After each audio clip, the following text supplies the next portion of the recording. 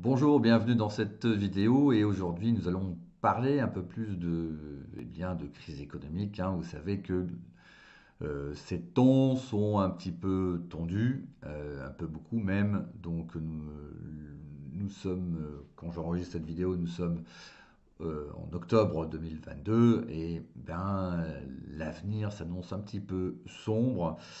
D'ailleurs, déjà pour beaucoup d'économistes, hein, nous sommes en récession depuis août 2022 et puis ben, vous avez donc guerre, hein, guerre, pénurie qui s'annonce, etc. Et donc évidemment c'est pas très bon pour l'économie. Mais ce qui va nous intéresser, c'est bah, pour vous qui faites du coaching scolaire ou qui comptez faire du coaching scolaire, qu'est-ce que ça va impliquer concrètement? Donc quelle évolution? Et évidemment, on va voir comment s'adapter. Alors, pour tourner cette vidéo, pour vous faire cette vidéo, je reprends ma casquette d'économiste, hein, sachant que j'ai été enseignant-chercheur en économie à mes tout débuts. Donc c'est m'est resté, hein, bien entendu. Et donc je vais faire cette analyse. Je fais aussi cette analyse avec ben, l'expérience, hein, que j'ai avec la team, hein. La team, c'est les personnes qui sont dans le programme de formation du coaching scolaire. Donc ils commencent à être nombreux et donc on arrive à avoir une aperçu concrète sur le terrain du comportement et bien du alors, entre guillemets, marché. J'aime pas vraiment ce mot-là, mais bon, voilà, comment tout ça, ça évolue. Évidemment, dans la team, hein, on est quand même, commence à être nombreux. Et donc, on arrive vraiment à voir des tendances intéressantes et on voit le comportement des parents dans cette situation. Donc, en fait, c'est une remontée d'expérience assez intéressante, évidemment, que je vous livre ici. Voilà, eh bien écoutez, on y va, c'est parti. Alors, les nouveaux de comportements de consommation, en fait, quand il y a une crise économique, on va dire, ou un contexte économique pas très favorable, voire même franchement défavorable, eh bien, en fait, dans la consommation, il y a les dépenses incompressibles qui ne changent jamais, hein. Donc, à savoir, eh bien, les charges de logement, loyer, crédit et aussi les impôts. Donc, vous avez des charges incompressibles auxquelles, même dans une crise économique, il y aura toujours ces mêmes dépenses. Et évidemment, les consommateurs vont réduire les achats, ce qu'on appelle non essentiels, à savoir eh bien, loisirs, activités extrascolaires, mais évidemment, euh, dans cette période économique tendue, hein, parce que eh bien, les salaires n'évoluent pas, il y a aussi des menaces de chômage, et donc bah, les ménages vont faire des arbitrages, comme on dit, et donc bah, réduire les achats qu'ils estiment non essentiels. Et ensuite, il y a aussi des achats, on va dire, d'investissement. Et donc, les ménages en général ou les consommateurs font attention, enfin, portent une attention particulière à l'utilité de la dépense quand ils doivent faire un investissement. Alors, la préoccupation, voilà, donc c'est un court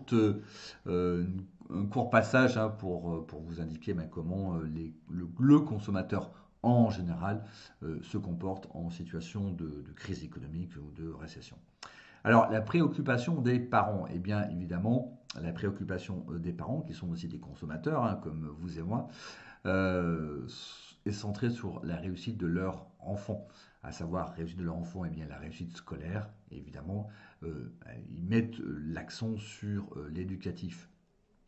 Donc, pour les parents, la réussite scolaire est perçue comme un investissement prioritaire, bien entendu. Alors évidemment, ce n'est pas une dépense contrainte, mais c'est une dépense d'investissement importante, plus importante que le reste, hein, plus importante que les loisirs, plus importante que les activités extrascolaires. Et donc, il y a, bah, pour s'en convaincre, hein, il n'y a qu'à voir les écoles privées sous contrat, d'accord? Donc, c'est pas gratuit, évidemment, qui sont submergées de demandes, et même encore en cette période d'octobre 2022, les demandes sont très fortes. Et aussi, vous pouvez aussi vous référer à la taille du marché du soutien scolaire. Et eh bien, le soutien scolaire ne désemplit pas, bien au contraire.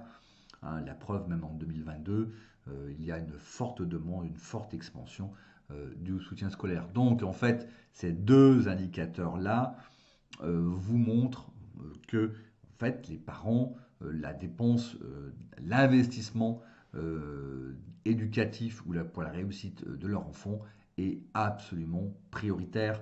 Donc, pour les parents, ce n'est pas une dépense que l'on coupe comme ça, parce qu'en fait, le contexte économique devient plus difficile, ou il y a une menace sur l'emploi.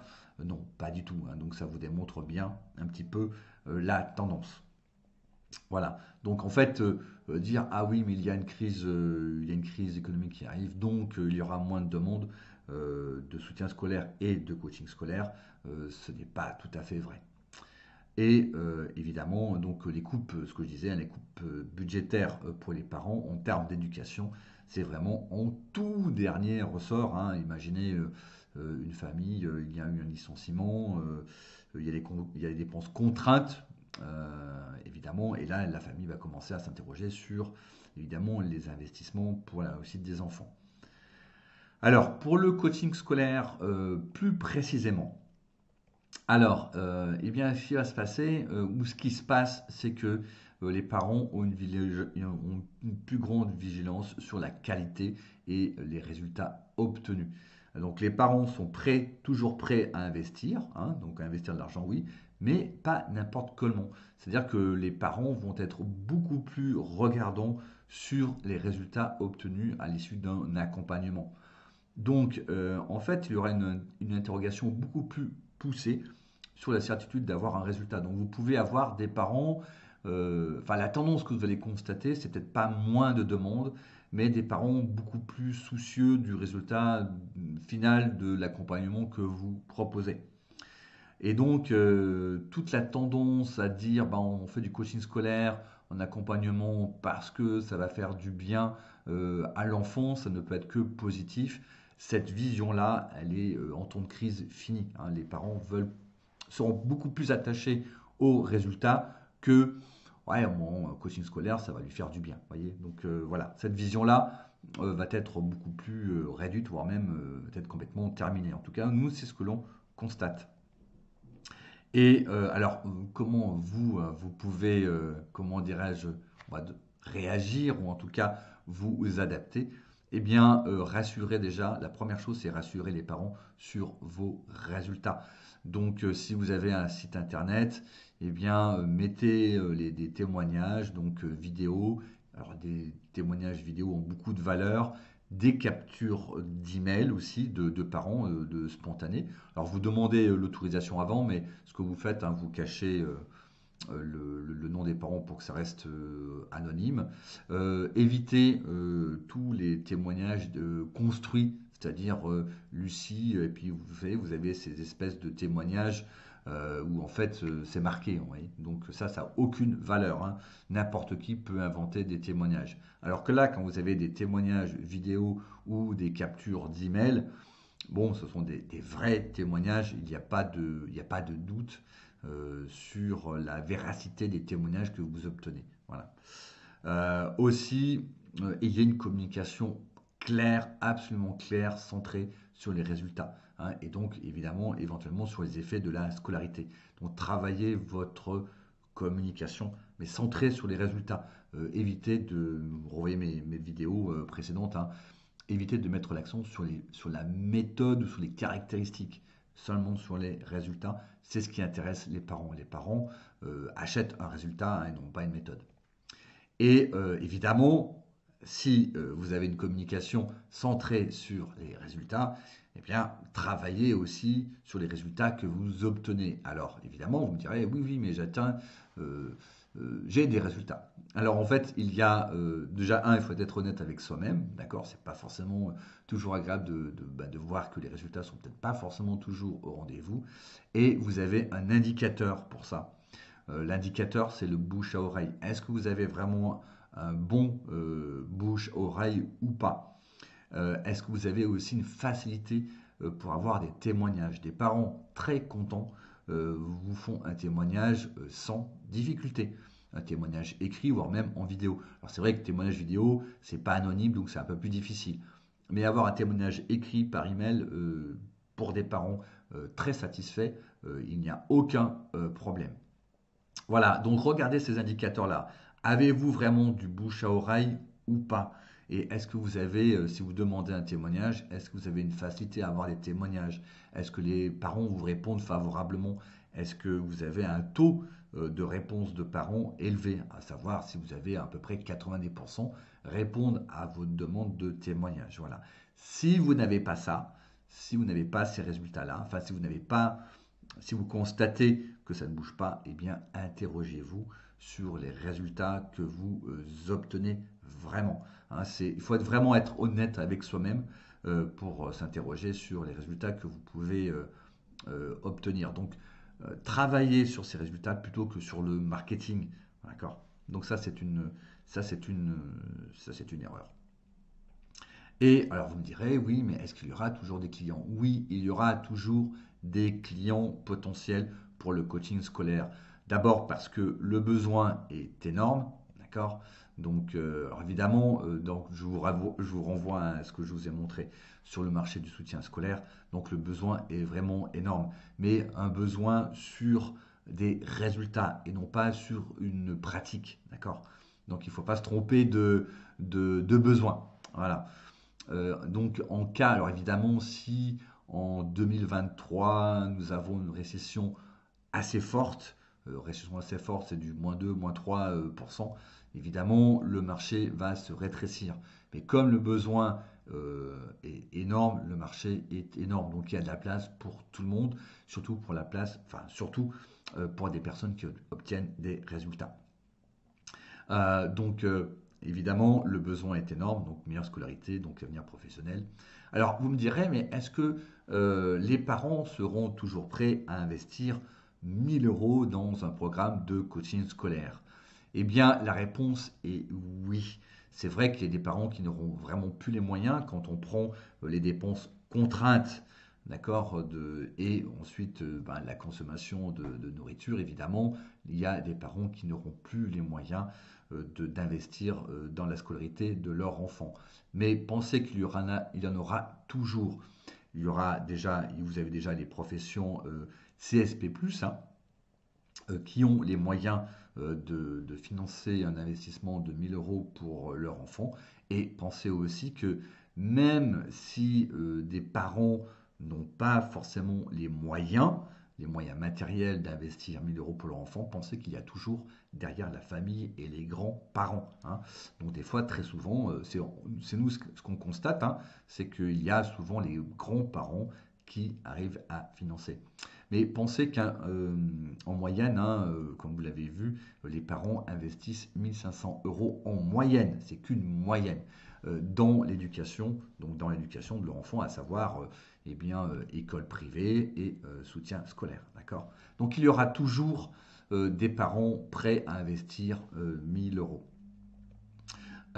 Cependant, pour vous, garantissez évidemment à 100% vos résultats. Et évidemment, peut-être qu'il y aura moins de parents prêts à investir 1000 euros, mais il y aura toujours des parents prêts à investir 1000 euros. Alors, pensez aussi en termes de modèle économique. Si vous êtes centré sur un programme, si vous vendez votre coaching scolaire avec un programme à 1000 euros, eh bien, votre modèle économique est moins sensible à la crise, à des crises économiques. Pourquoi? Tout simplement, c'est que quand vous facturez 1000 euros le programme, vous faites 5 à 6 séances. Hein. C'est ce que, dans la team, c'est ce qu'ils font. Hein. En général, ils ont besoin de 5 à 6 séances de coaching pour avoir des résultats. Donc, vous avez besoin, quand vous avez ce modèle économique-là, quand vous facturez 1000 euros le programme, eh bien, pour avoir pour pouvoir vivre de l'activité du coaching scolaire, eh bien, vous avez besoin de 3 nouveaux jeunes par mois, ce qui n'est pas beaucoup. Donc, vous voyez, vous pouvez tout le temps, enfin, quand vous avez un petit peu travaillé votre réseau, vous pouvez avoir 3 nouveaux jeunes par mois, c'est quelque chose de très réaliste. Maintenant, quand vous avez un modèle économique où vous facturez 50 € la séance, et bien évidemment, vous avez besoin de 15 nouveaux jeunes par mois. Et là, ça fait beaucoup de jeunes, beaucoup de clients à acquérir. Alors certes, le tarif est moins important, mais ici et ici, alors ici, évidemment, vous proposez bien entendu un résultat, mais entre ici et ici, le modèle économique n'est pas le même et le résultat, là aussi, n'est pas le même. Là, donc, je vous renvoie à mes vidéos sur les différents modèles différents types de coaching scolaire. Donc, évidemment, là, alors là, c'est moins cher. Donc, vous avez plus de parents qui sont susceptibles de dire oui à 50 € la séance, mais attention aux résultats que vous obtenez, d'accord? Parce qu'en fait, quand vous prenez 50 € la séance et puis vous allongez le nombre de séances, eh bien, on monte facilement, enfin, je veux dire, au bout de 10 séances, ça fait quand même 500 €, en tout cas, d'investi au total. Donc, faites attention à ça aussi. Mais en tout cas, quand vous avez un modèle, ce modèle-là, eh bien, vous devez avoir 15 nouveaux jeunes par mois. Et donc, évidemment, ben là, vous aurez beaucoup moins, il sera beaucoup plus difficile d'avoir 15 nouveaux jeunes par mois ici, dans ce modèle-là, que ici. Voilà. Donc, c'est tout pour cette vidéo. J'espère que ça a pu vous éclairer. Mais, comment dirais-je, si le contexte économique, là, nous sommes en octobre 2022, d'accord, donc on ne sait pas ce qui va se passer. Je ne sais pas ce qui va se passer en 2023, mais on sait que ça va quand même secouer pas mal au niveau économique. Donc, cependant, il est important de ne pas céder à la panique et de rester centré sur son activité. Pensez qu'il y aura toujours un besoin éducatif pour les enfants. Pour les parents, c'est un investissement central, c'est un investissement très important. Même pendant la période de confinement en 2020, le soutien scolaire, le coaching scolaire a très bien fonctionné. Donc voilà, donc la vision apocalyptique selon laquelle, eh bien, paf, les parents ne vont plus investir dans le coaching scolaire, ça c'est une vision fausse. Par contre, les parents vont être beaucoup plus vigilants, vont changer leur comportement et seront beaucoup plus attentifs et regardants sur les résultats. Donc ce que vous pouvez constater, c'est pas moins de demandes, mais des parents qui s'interrogent beaucoup plus. Et si vous avez des parents qui s'interrogent beaucoup plus, c'est tout à fait normal parce que ben, la période un petit peu euphorique où on dépense un petit peu sans trop regarder, cette période-là est révolue. Voilà, merci de m'avoir écouté jusqu'au bout. Pensez à vous abonner à la vidéo et je vous dis à très bientôt. Ciao!